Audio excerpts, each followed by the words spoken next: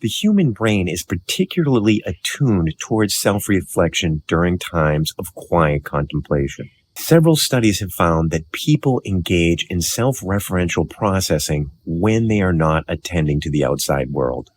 This is because the brain engages in a specific type of neuronal activation, which occurs when the brain is at rest, called the default network.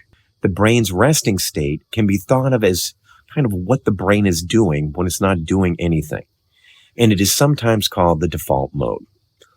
What is interesting about the default mode is that the region of peak activation during rest is an area of the medial prefrontal cortex called Brodmann's Area 10, which has been found to be engaged in self-referential processing.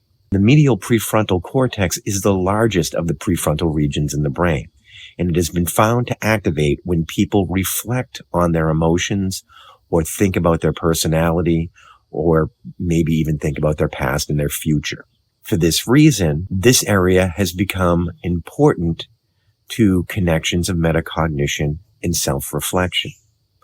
However, along with demonstrating strong processing reactions during self-reflective tasks, the medial prefrontal cortex, ironically, has been shown to activate during the processing of social information.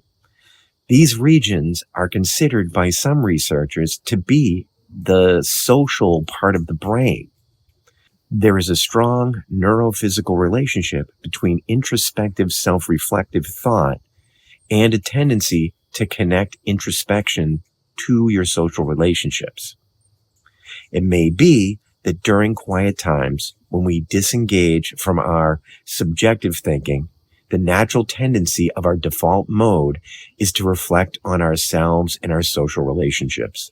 So it may be that we are built to introspect when we are not focusing on our external environment.